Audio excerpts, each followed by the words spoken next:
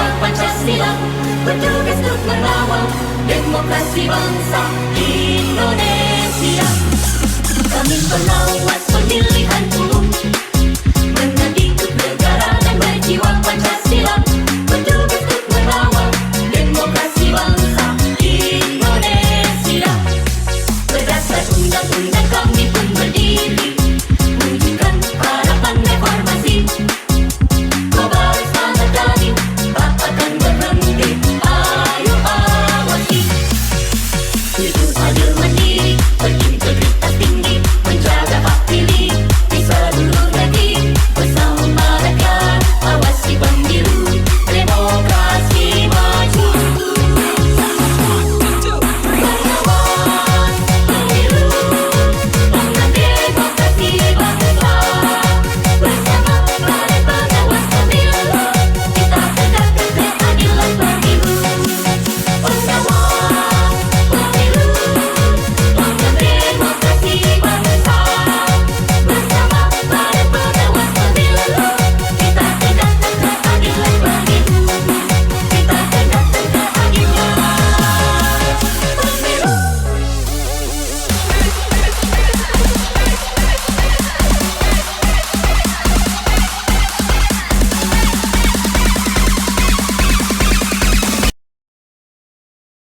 Horas, selamat datang di podcast Bawaslu Kabupaten Toba, Ruang Dialog Demokrasi. Bersama saya, Juli Manurung, pemandu acara untuk episode kali ini.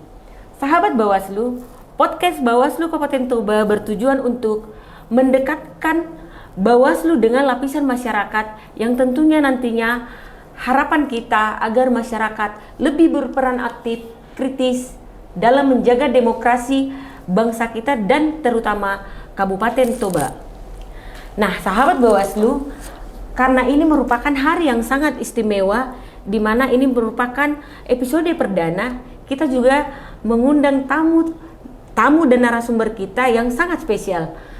Beliau adalah sosok yang merupakan garda terdepan dalam pengawasan pemilu dan pilkada tahun 2024. Kita sambut Bapak Ketua Bawaslu Kabupaten Toba, Bapak Sahat Sibarani SE. Selamat datang, Pak. Selamat datang. Bagaimana kabarnya, Pak? Sehat. Sehat ya, Pak? Ya. Masih dalam kondisi fit, Pak? Masih. Fit. Semangat? Semangat. Baik, Pak. Oke, karena ini merupakan episode perdana, Pak, dalam podcast Bawaslu Kabupaten Toba. Sebagai Ketua Bawaslu Kabupaten Toba, Pak, boleh Bapak sampaikan sepatah dua kata, Pak, untuk pembukaan podcast kita ini, Pak? Halo sahabat Bawaslu, pada kesempatan ini dalam program podcast Bawaslu Kabupaten Toba, di mana salah satu tujuannya adalah untuk mendekatkan program-program dengan masyarakat, maka podcast ini salah satu edukasi untuk memberikan tentang bagaimana proses pemilihan umum dan pilkada. Oke, sahabat Bawaslu, dalam podcast episode pertama ini kita akan menoleh dan merefleksi pemilu dan pilkada tahun 2024 dengan tema kita kali ini adalah demokrasi, pengawasan, dan harapan baru. Seperti yang kita ketahui, Pak, pemilu tahun 2024 dan pilkada tahun 2024 seluruh tahapannya telah selesai di bulan Februari di tanggal 5 tahun 2025 ya, Pak ya. Nah, dalam proses tahapan pemilu dan pilkada tahun 2025, Pak, kita perhatikan tingkat antusias masyarakat dalam menyuarakan hak suaranya, Pak, semakin meningkat. Kira-kira, Pak, sebagai lembaga Bawaslu Kabupaten Toba, apa penyebab yang Bapak rasakan meningkatnya antusias masyarakat untuk pemilu dan pilkada 2024, Pak?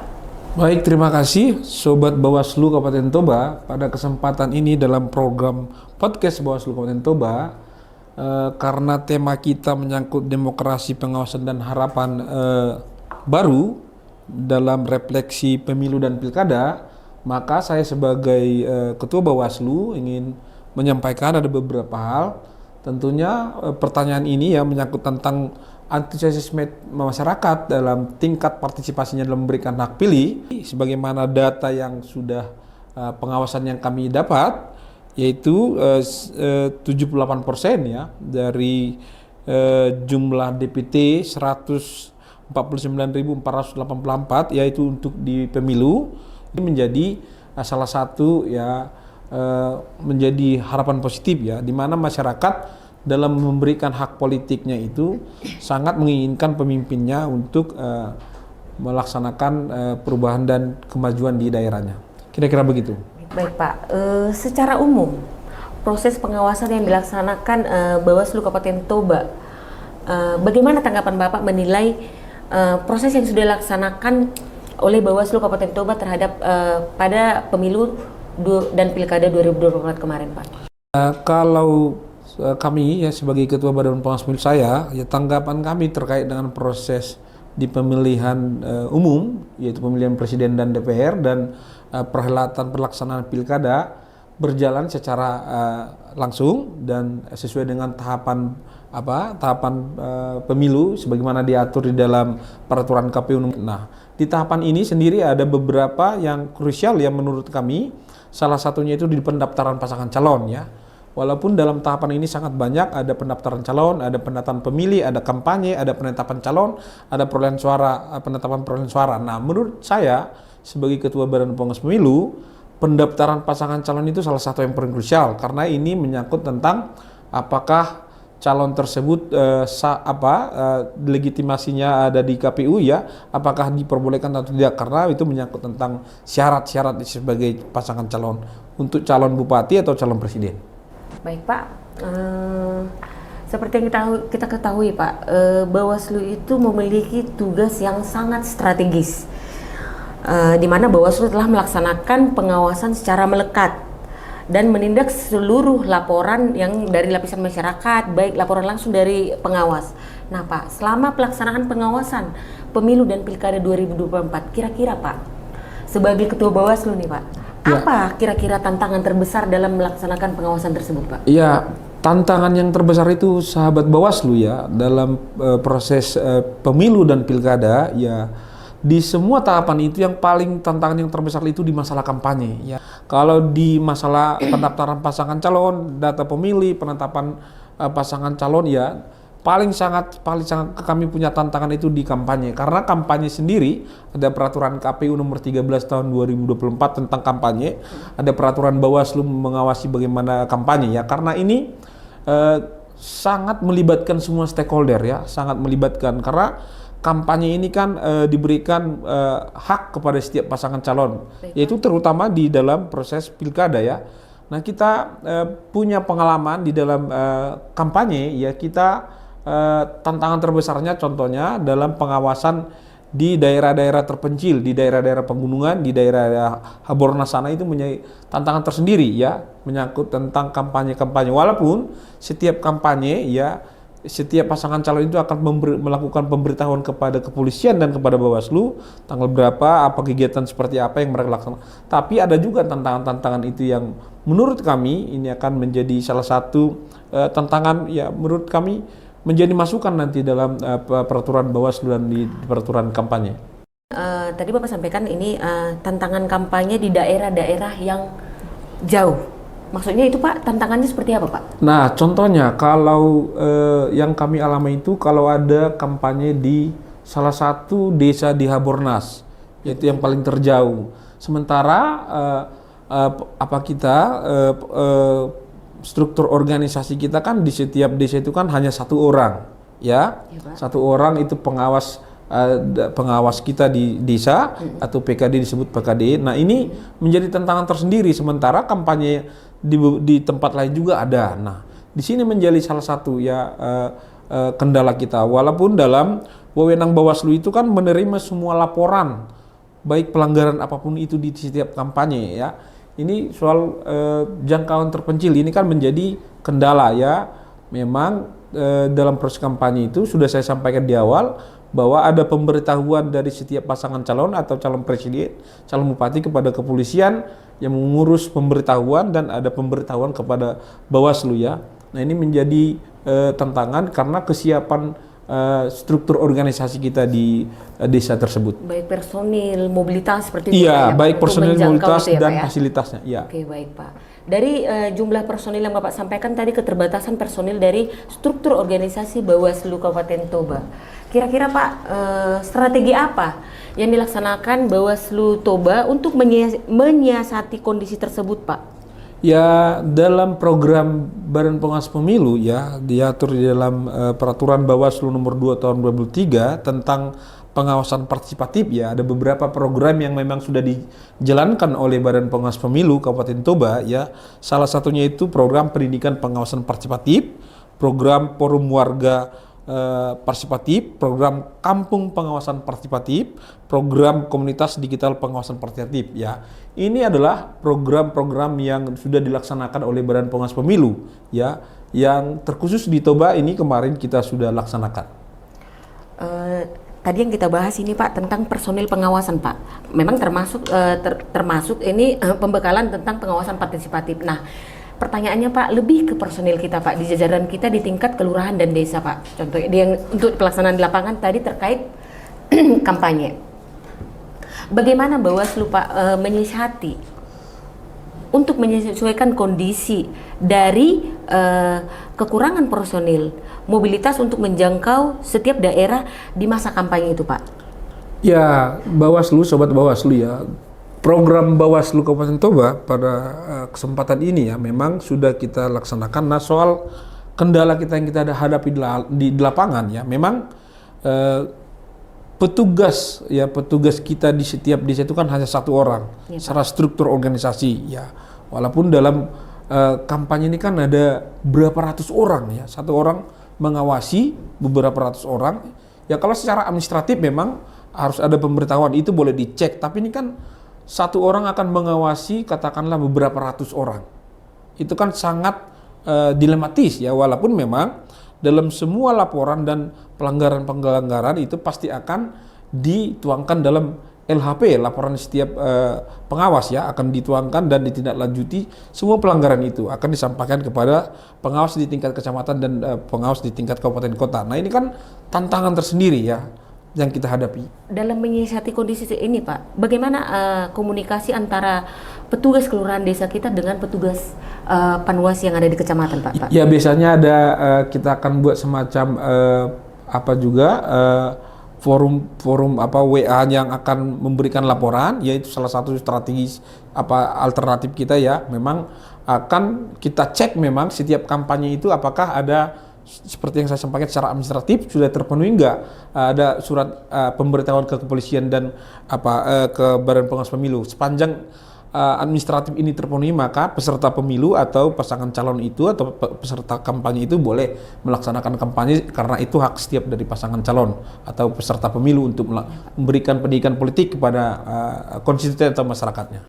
Dari hasil evaluasi kita Pak, di masa kampanye, apakah terdapat permasalahan masalah kampanye Pak? Ya, di tingkat desa, dan bagaimana komunikasinya ke tingkat kecamatan sampai kabupaten Pak? Ya, kalau di perhelatan demokrasi, perhelatan pilkada yang kita terakhir laksanakan, kita tidak akan pungkiri bahwa pelanggaran atau semua tindakan-tindakannya di tingkat desa pasti ada ya. Maka disitulah hadir Badan Pengawas Pemilu, kan dia akan memberikan sosialisasi dulu, dan itu sudah kita laksanakan. Nah, setiap ada pelanggaran, contohnya keterlibatan ASN atau perangkat desa, itu juga menjadi salah satu isu yang sangat krusial yang akan kita temui ya di setiap lapangan, dan itu semua laporan itu kita tindak lanjuti. Contoh beberapa laporan-laporan yang sudah masuk itu kita tangani dan kita periksa semua yang terlibat dalam pelanggaran itu. Tentang pengawasan partisipatif tadi Pak, kira-kira Pak, kita tahu pengawasan partisipatif itu merupakan bagian dari program Bawaslu untuk mengedukasi masyarakat tentang bagaimana Bawaslu ini mengajak masyarakat untuk berperan aktif. Nah, apa saja Pak program yang sudah dilakukan oleh Bawaslu Kabupaten Toba tentang pengawasan partisipatif? Juli ya, program podcast yang pertama ini yang dilakukan oleh Badan Pengawas Pemilu, sebagaimana tema kita yaitu pemilu dan pilkada, ya, yang demokrasi, pengawasan dan harapan baru. terkait dengan program yang kami sampaikan, program yang disampaikan oleh Badan Pengawas Pemilu Kabupaten Toba sebagaimana diatur di dalam Peraturan Bawaslu Nomor 2 Tahun 2023 tentang pengawasan partisipatif. Ya, salah satu dari beberapa program itu yang paling menonjol, yang paling kita sudah melekat di masyarakat itu namanya ada Kampung Pengawasan Partisipatif ya. Kampung Pengawasan Partisipatif ini sudah kita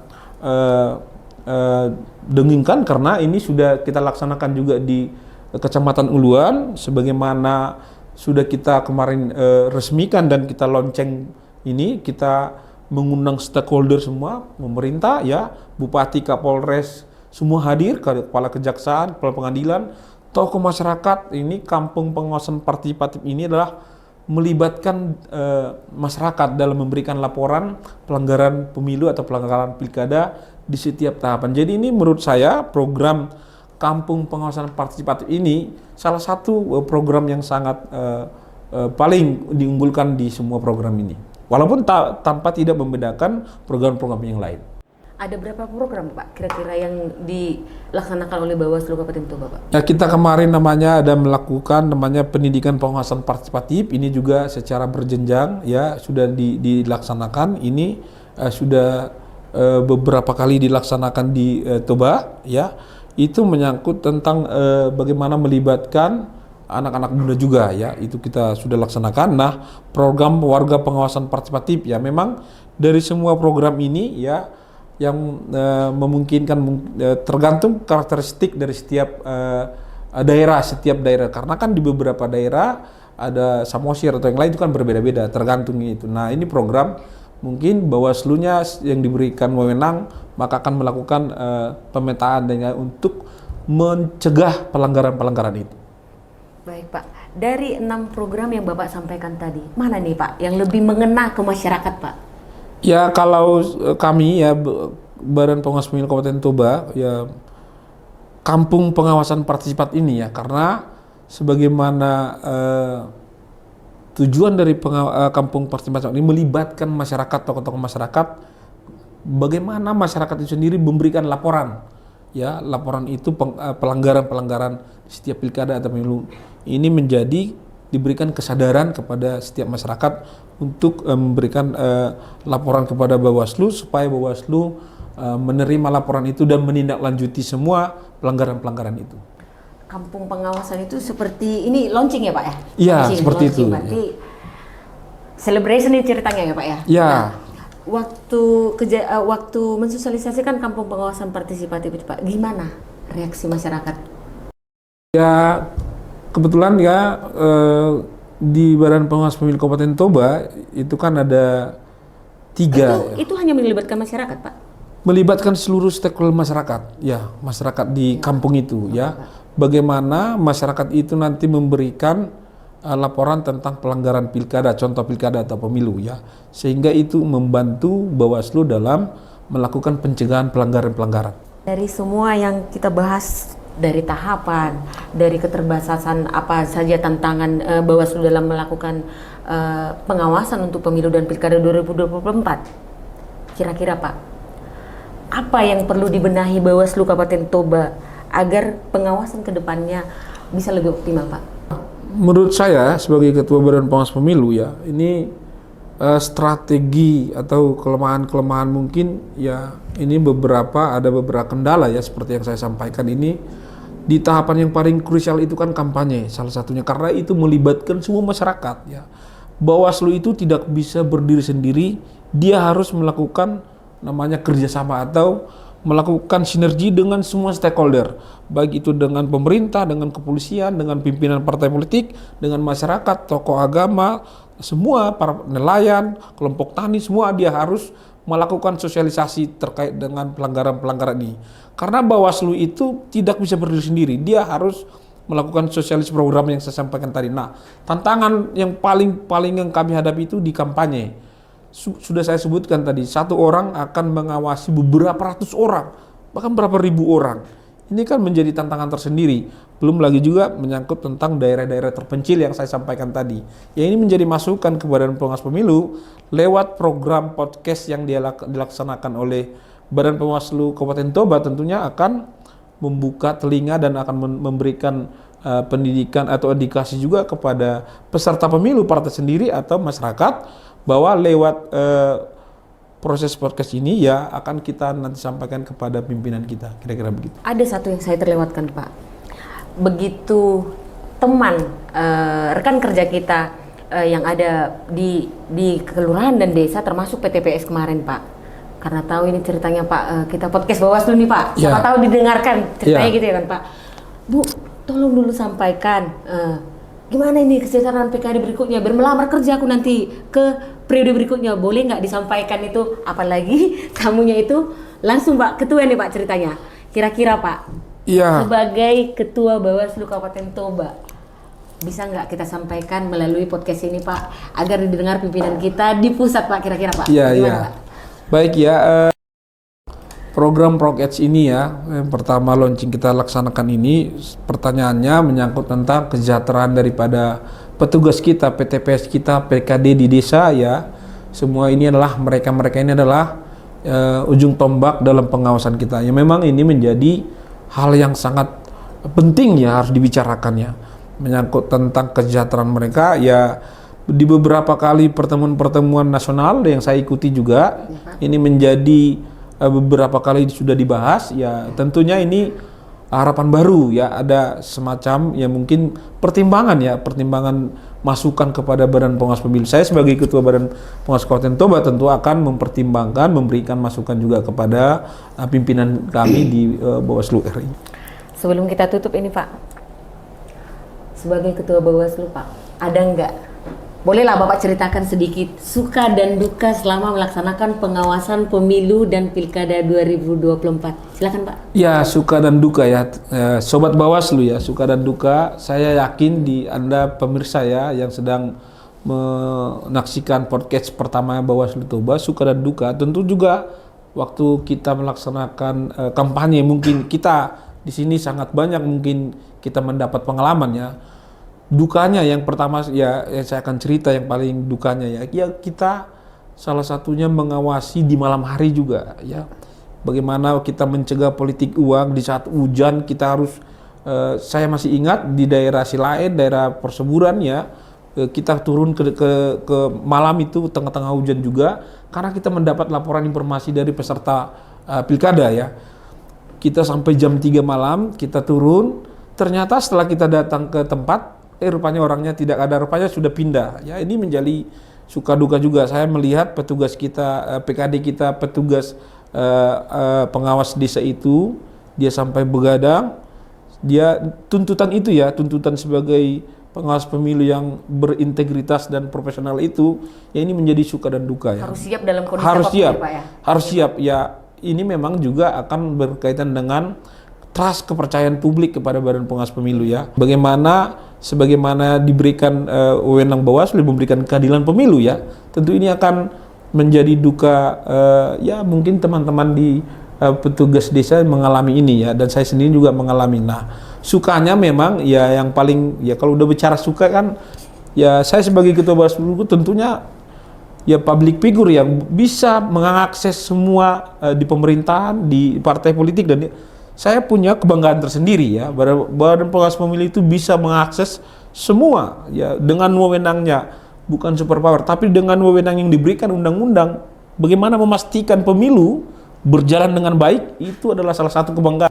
Apalagi apalagi saya sebagai ketua yang diberikan kepercayaan tentu dengan teman saya berdua Pak Japarlin dan Pak Daniel ya, memberikan kepercayaan penuh kepada ketua untuk bagaimana memproses semua pengawasan ini berjalan dengan baik ya. Bagi saya itu sesuatu yang tidak bisa dinilai ya. Terbukti dengan pemilu dan pilkada di Bawaslu Kabupaten Toba termasuk berjalan lancar dan tertib ya Pak ya? Ya itu Bu Juli. Tanpa ada huru-hara, keributan apa segala macam ya Pak ya? Itu Bu Juli, itu salah satu ya kebanggaan tersendiri di kami bertiga ya. Ya, tapi ini kan tidak terlepas dari hanya ketua. Ini kan tentang soliditas sebuah lembaga ya. Memang kesulitan dari bertiga ini akan menjadi terpancar di publik, pasti tahu bagaimana Bawaslu. Tapi kan dalam podcast kita kali ini ya, ini namanya bincang-bincang ya bagaimana demokrasi yang lain. Tentu ya saya sangat bangga sebagai Ketua Badan Pengawas Pemilu bisa diberikan kepercayaan dan bisa memastikan pekerjaan ini dan publik menerima dan pemimpin sudah terpilih, ya ini kebanggaan, kepuasan tersendiri. Itu sukanya ya. Dukanya memang kalau saya ceritakan paling banyak ya banyak juga, tapi kan tidak semua ya. Tapi dukanya ya itu dan sukanya. Kira-kira begitu Ibu Juli. Bagaimana untuk Pak?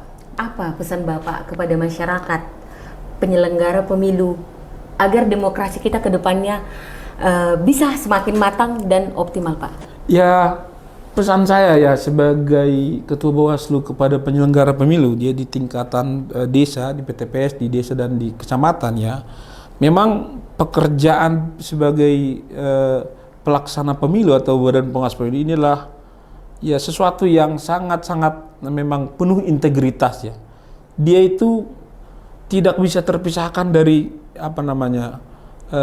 dia orang yang akan dipercaya gitu. Karena salah satu penentu keberhasilan demokrasi itu di badan pengawas pemilu ya, karena diberi wewenang yang sangat luas ya. Nah, pesan saya menyangkut tentang integritas seseorang itu ya, integritas itu akan melekat dengan bagaimana kejujuran dan keadilan dan semua itu pasti akan melekat di kita sebagai ketua atau di petugas di tingkat desa, di tingkat kecamatan. Nah, ini akan menjadi sesuatu yang sangat mahal dinilai orang. Nah, integritas itu salah satu yang tidak bisa terbelah dari apapun. Karena integritas sesungguhnya itu adalah cerminan dari sikap kita, kejujuran kita dalam memberikan pengawasan di setiap pemilu dan di setiap pilkada. Kira-kira itu Ibu Juli. Baik, Pak. Terima kasih Pak atas pengalaman dan edukasi yang Bapak berikan pada episode kali ini ya Pak. Terima kasih Pak. Terima kasih. Baik sahabat Bawaslu, demikian episode kita kali ini, refleksi pemilu dan pilkada tahun 2024 dengan tema Demokrasi, Pengawasan, dan Harapan Baru. Pemilu dan pilkada telah usai. Namun, kita sebagai warga negara belum selesai untuk mengawasi demokrasi kita untuk lebih baik. Refleksi bukan sekedar untuk melihat ke belakang, tetapi bagaimana kita menyiapkan langkah kita ke depannya untuk lebih baik. Bawaslu Kabupaten Toba terus berkomitmen menjaga demokrasi tetap jujur dan adil dan bermartabat, tentu tidak terlepas dari dukungan seluruh lapisan masyarakat. Baik, jangan lupa untuk mengikuti episode podcast Bawaslu selanjutnya. Saya Juli Manurung, pamit undur diri. Sampai jumpa. Horas. Horas. Baik, makasih Pak. Terima kasih.